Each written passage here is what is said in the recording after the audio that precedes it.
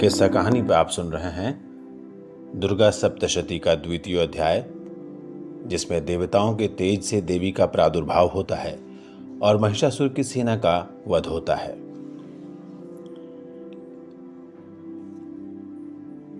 ओम अक्षस्त्र परशुं गदेषु कुलिशं पद्मं धनुष्कुंडिकां दंडं शक्तिमसिं च चर्मजलजं घंटासुराभाजनम् शूलं पाशसुदर्शने च दधतिं हस्तैः प्रसन्नानां सेवये शैरिभमर्दिनीमिह महालक्ष्मीं सरोजस्थिताम्। ओम ह्रीं ऋषिरुवाच।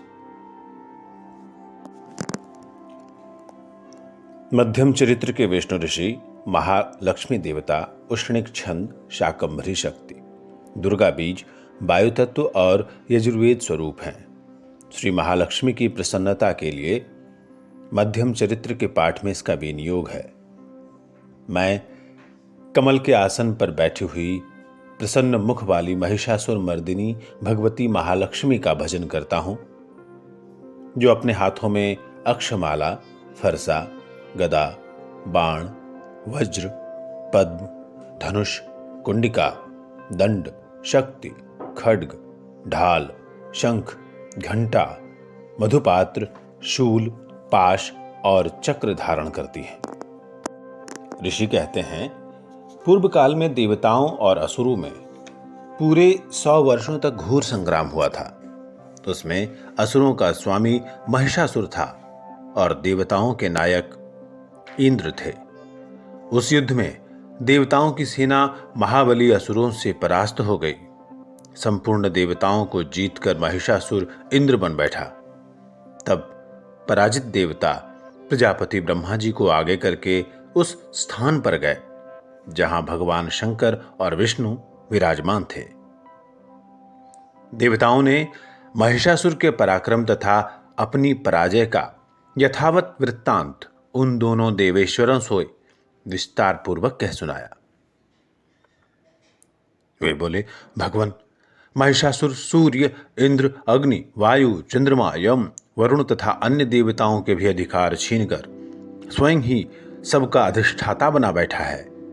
उस दुरात्मा महिष ने समस्त देवताओं को स्वर्ग से निकाल दिया है। अब वे मनुष्यों की भांति पृथ्वी पर विचरण करते हैं। दैत्यों की ये सारी करतूत हमने आप लोगों से कह सुनाई। अब हम आपकी ही शरण में आए हैं। उसके वध का कोई उपाय कीजिए। इस प्रकार देवताओं के वचन सुनकर भगवान विष्णु और शिव ने दैत्यों पर बड़ा क्रोध किया। उनकी भौहें तन गईं और मुंह टेढ़ा हो गया।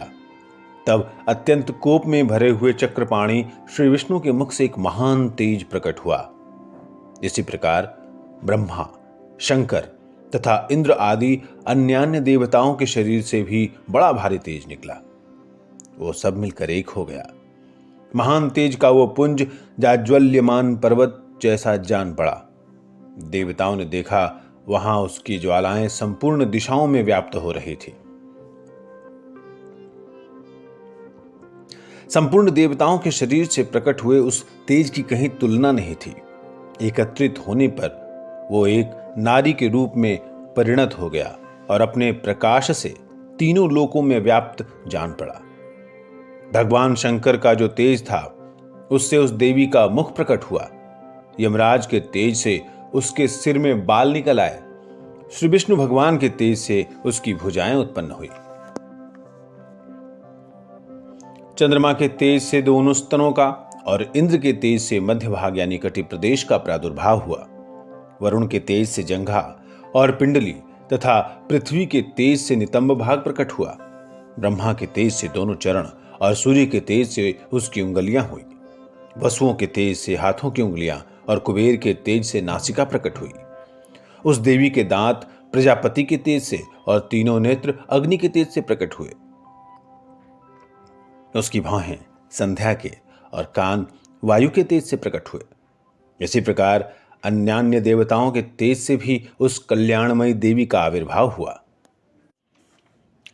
तदनंतर समस्त देवताओं के तेजः पुंज से प्रकट हुई देवी को देखकर महिषासुर के सताए हुए देवता बहुत प्रसन्न हुए।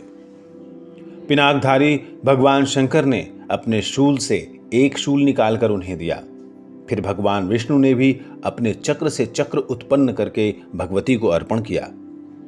वरुण ने शंख भेंट किया, अग्नि ने उन्हें शक्ति दी और वायु ने धनुष तथा वाण से भरे हुए 2 तरकस प्रदान किए। सहस्त्र नेत्रों वाले देवराज इंद्र ने अपने वज्र से वज्र उत्पन्न करके दिया और ऐरावत हाथी से उतारकर 1 घंटा भी उन्हें प्रदान किया। यमराज ने काले दंड से दंड, वरुण ने पाश, प्रजापति ने स्फटिक माक्ष की माला और ब्रह्मा जी ने कमंडलू भेंट किया। सूर्य ने देवी के समस्त रोमकूपों में अपनी किरणों का तेज भर दिया। काल ने उन्हें चमकती हुई ढाल और तलवार दी।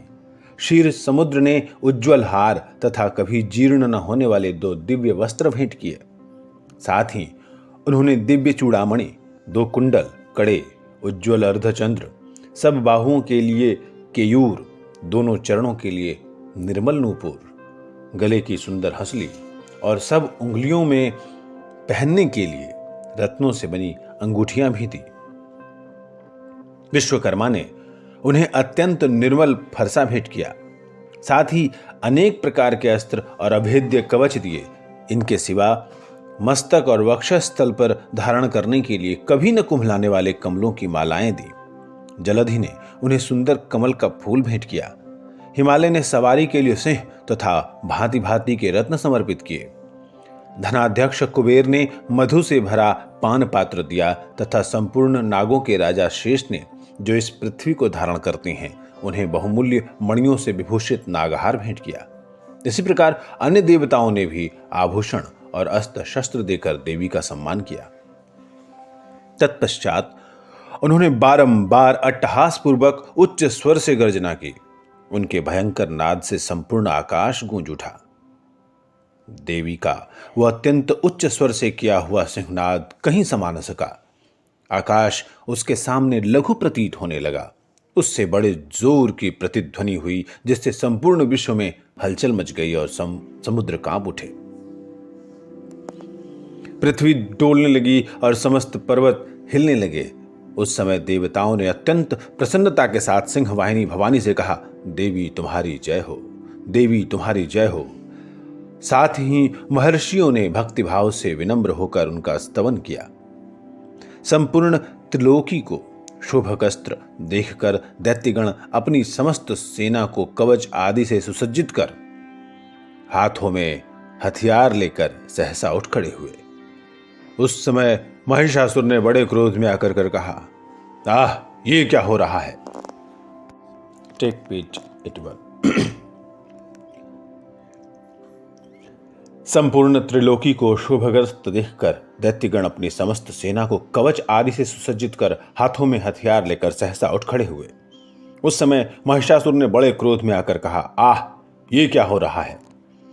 फिर वो संपूर्ण असुरों से घिरकर उस सिंहनाद की ओर लक्ष्य करके दौड़ा और आगे पहुंचकर उसने देवी को देखा, जो अपने प्रभा से तीनों लोकों को प्रकाशित कर रही थी।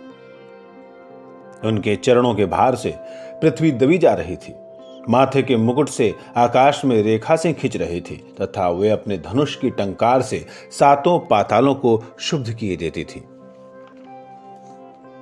देवी अपनी हजारों भुजाओं से संपूर्ण दिशाओं को आच्छादित करके खड़ी थी। तदनंतर उनके साथ दैत्यों का युद्ध छिड़ गया। नाना प्रकार के अस्त्र शस्त्रों के प्रहार से संपूर्ण दिशाएं उद्भासित होने लगी। शिक्षुर नामक महान असुर महिषासुर का सेनानायक था। वो देवी के साथ युद्ध करने लगा। अन्य दैत्यों की चतुरंगिणी सेना साथ लेकर चामर भी लड़ने लगा। 60,000 रथियों के साथ आकर उदग्र नामक महादैत्य ने लोहा लिया। 1 करोड़ रथियों को साथ लेकर महाहनु नामक दैत्य युद्ध करने लगा, जिसके रोएं तलवार के समान तीखे थे। वो असिलोमा नामक महादैत्य 5 करोड़ रथी सैनिकों सहित युद्ध में आ डटा। 60 लाख रथियों से घिरा हुआ बाष्कल नामक दैत्य भी उस युद्ध भूमि में लड़ने लगा। परिवारित नामक राक्षस हाथी सवार और घुड़सवारों के अनेक दलों तथा 1 करोड़ रथियों की सेना लेकर युद्ध करने लगा। बिडाल नामक दैत्य 5 अरब रथियों से घिरकर लोहा लेने लगा। इनके अतिरिक्त और भी हजारों महादैत्य रथ, हाथी और घोड़ों की सेना को साथ लेकर वहां देवी के साथ युद्ध करने लगे। स्वयं महिषासुर उस रणभूमि में कोटि कोटि सहस्त्र रथ, हाथी और घोड़ों की सेना से घिरा हुआ खड़ा था। वे दैत्य देवी के साथ तोमर, भिंदीपाल, शक्ति, मूसल, खड्ग, परशु और पट्टिश आदि अस्त्र शस्त्रों का प्रहार करते हुए युद्ध कर रहे थे। कुछ दैत्यों ने उन पर शक्ति का प्रहार किया, कुछ लोगों ने पाश फेंके तथा कुछ दूसरे दैत्यों ने खड्ग प्रहार करके देवी को मार डालने का उद्योग किया। देवी ने भी क्रोध में भरकर खेल खेल में ही अपने अस्त्र शस्त्रों की वर्षा करके दैत्यों के वे समस्त अस्त्र शस्त्र काट डाले। उनके मुख पर परिश्रम या थकावट का रंच मात्र भी चिन्ह नहीं था। देवता और ऋषि उनकी स्तुति करते थे और भगवती परमेश्वरी दैत्यों के शरीरों पर अस्त्र शस्त्रों की वर्षा करती रही। देवी का वाहन सिंह भी क्रोध में भरकर गर्दन के बालों को हिलाता हुआ असुरों की सेना में इस प्रकार विचरने लगा मानो वनों में दावानल फैल रहा हो। रणभूमि में दैत्यों के साथ युद्ध करती हुई अंबिका देवी ने जितने निश्वास छोड़े वे सभी तत्काल सैकड़ों हजारों गणों के रूप में प्रकट हो गए और परशु, भिंदीपाल, खड्ग तथा पट्टिश जैसे अस्त्रों द्वारा असुरों का सामना करने लगे। देवी की शक्ति से बढ़े हुए वे गण असुरों का नाश करते हुए नगाड़ा और शंख आदि बाजे बजाने लगे। उस संग्राम महोत्सव में कितने ही गण मृदंग बजा रहे थे। तदनंतर देवी ने त्रिशूल से, गदा से, शक्ति की वर्षा से और खड्ग आदि से सैकड़ों महादैत्यों का संहार कर डाला। कितनों को घंटे के भयंकर नाद से मूर्छित करके मार गिराया। बहुतेरे दैत्यों को पाश से बांधकर धरती पर घसीटा। कितने ही दैत्य उनकी तीखी तलवार की मार से दो दो टुकड़े हो गए। कितने ही गदा की चोट से घायल होकर धरती पर सो गए। कितने ही मूसल की मार से अत्यंत आहत होकर रक्त वमन करने लगे। कुछ दैत्य शूल से छाती फट जाने के कारण पृथ्वी पर ढेर हो गए। उस रणांगण में बाण समूहों की वृष्टि से कितने ही असुरों की कमर टूट गई।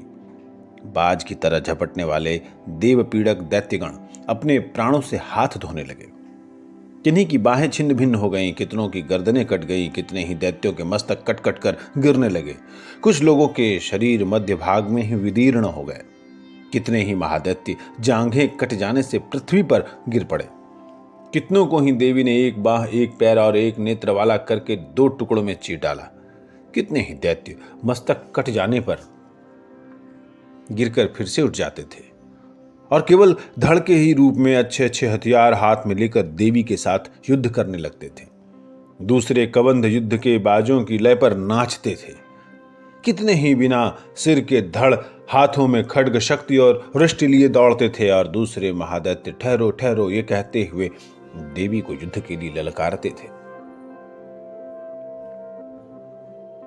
जहां वो घोर संग्राम हुआ था वहां की धरती देवी के गिराए हुए रथ, हाथी, घोड़े और असुरों की लाशों से ऐसी पट गई थी कि वहां चलना फिरना असंभव हो गया था। दैत्यों की सेना में हाथी, घोड़े और असुरों के शरीरों से इतनी अधिक मात्रा में रक्तपात हुआ था कि थोड़ी ही देर में वहां खून की बड़ी बड़ी नदियां बहने लगी। जगदम्बा ने असुरों की विशाल सेना को क्षण भर में नष्ट कर दिया। ठीक वैसे ही जैसे तृण और काठ के भारी ढेर को आग कुछ ही क्षणों में भस्म कर देती है। और वो सिंह भी गर्दन के बालों को हिला हिलाकर जोर जोर से गर्जना करता हुआ दैत्यों के शरीरों से माने उनके प्राण चुन लेता था। वहां देवी के गणों ने भी उन महादैत्यों के साथ ऐसा युद्ध किया जिससे आकाश में खड़े हुए देवतागण उन पर बहुत संतुष्ट हुए और फूल बरसाने लगे। इति श्री मार्कंडेय पुराणे सावर्णिके मन्वंतरे देवी महात्म्ये महिषासुर सैन्य वधो नाम द्वितीयोऽध्यायः। इस प्रकार श्री मार्कंडेय पुराण में सावर्णिक मनवंतर की कथा के अंतर्गत देवी महात्म्य में महिषासुर की सेना का वध नाम का दूसरा अध्याय पूरा हुआ।